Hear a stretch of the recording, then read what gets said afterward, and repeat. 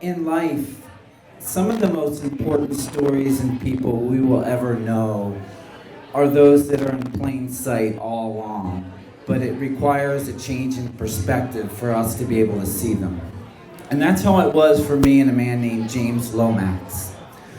I met James not long after I moved to the Washington, D.C. area. Back then, I was a conservative newspaper reporter, and that's how I turned into Jamie. Is another story for another day.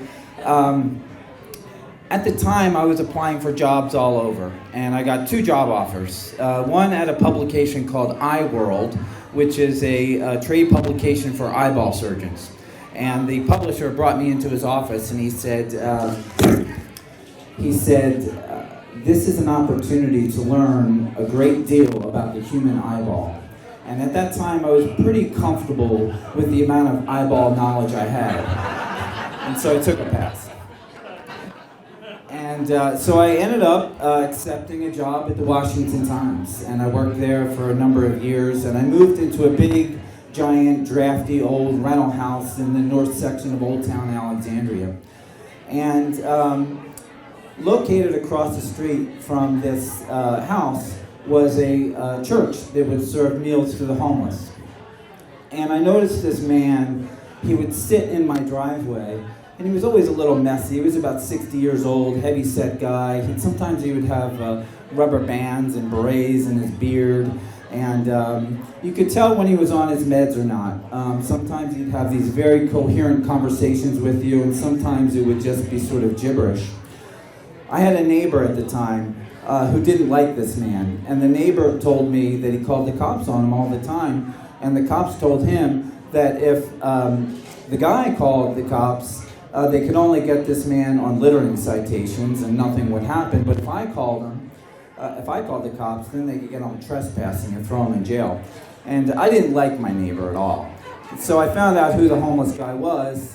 And once I found out that he had basically just, decades of achingly common citations that you would associate with the homeless, and it was relatively harmless, I told him, anytime the cops hassle you or if it's raining, you're welcome to come up on my porch and hang out.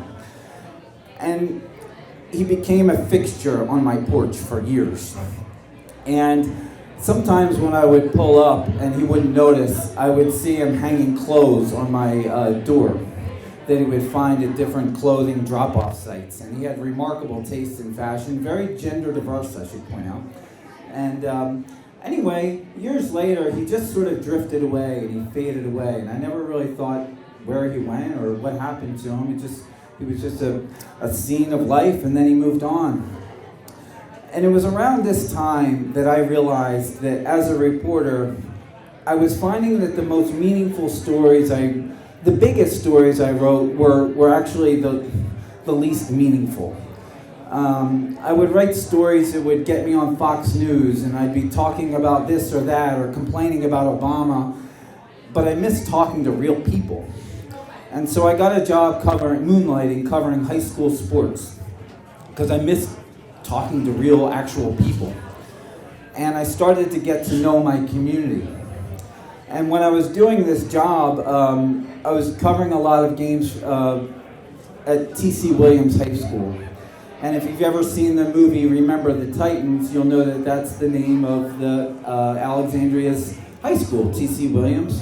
And I became curious about who T.C. Williams was. And I found out that he was a superintendent in the 1950s. And back then, the NAACP sued the city of Alexandria because 5 years after Brown versus Board of Education, the school still had not integrated.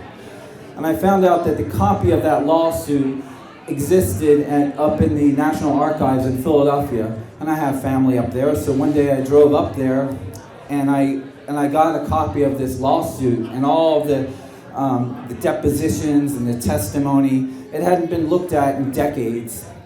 And I started looking through it.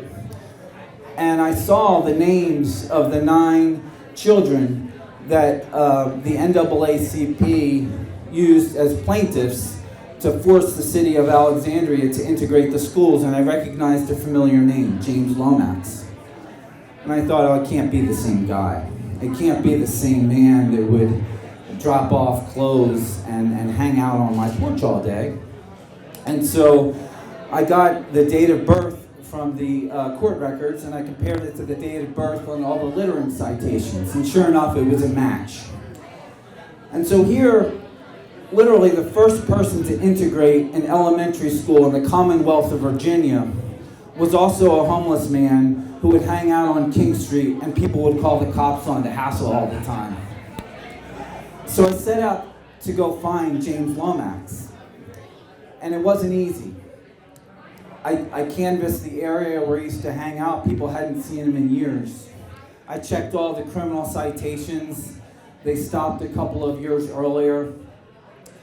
I started interviewing people. I found his family, and eventually I tracked him down.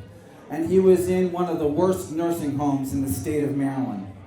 I don't know if you've ever looked up nursing homes, but they're rated from 1 to 5 stars, and this was a 1-star nursing home. I found court records that showed the city of Alexandria had James Lomax committed because they were concerned, they said, about his mental welfare.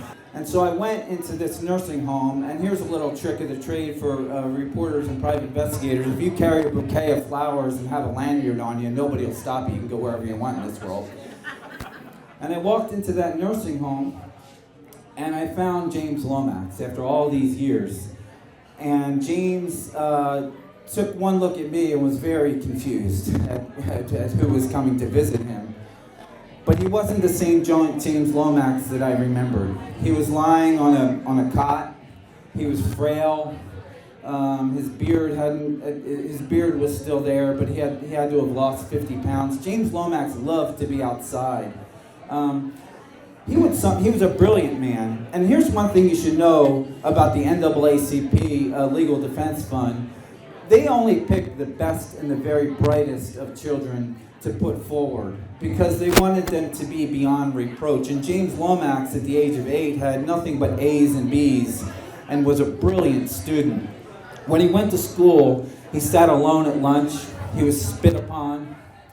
He was beat up. And then he went into the military. He served. And then he came home, and his family didn't understand it. He just couldn't seem to exist in these 4 walls, and he liked to be outside. But he would roam the streets, and then he would visit family from time to time. He would help his niece with her homework. He was a remarkable man. And so I found an old Associated Press article about James and his younger sister crossing the barrier and entering Theodore Ficklin Elementary School on February 10th, 1959. And I held that article out for James to see. And I said, "Was this you?" And he said, "Yeah, that was me." And we talked for about 5 minutes. And I asked him if he wanted to go outside for a little while. We could just hang out outside. It was a beautiful spring day. And he said no. And we talked some more. And then I wrote an article about James, which I wrote for our local weekly paper because I wanted people to learn who he was. And he died a couple of months later. But that's not the end of James's story. Because if you go back and you read almost any newspaper in this country on February 11th, 1959, you'll see a picture of James and his little sister, his mother, his grandmother, and a police officer crossing a do not enter barricade as he walked his way into school for the very first time. And his grandmother is quoted in that article, and his grandmother says, well, if James's father can go and serve in the military, then his kids ought to be able to go to the same school as everybody else. But she said of James and Margaret, to them it's just another day. They don't really know what's going on. But if you look at that picture, you know that she's wrong about her grandson.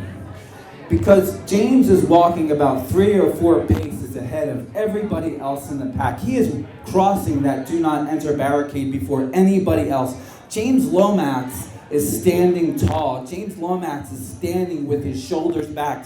James Lomax knew that the world was going to get very hard for him. But he stood shoulders back and he kept on walking, come what may. And at this moment in time, in this moment in history where we find ourselves, I think the world needs a little bit of James Lomax. We all need some James Lomax in our hearts. Thank you.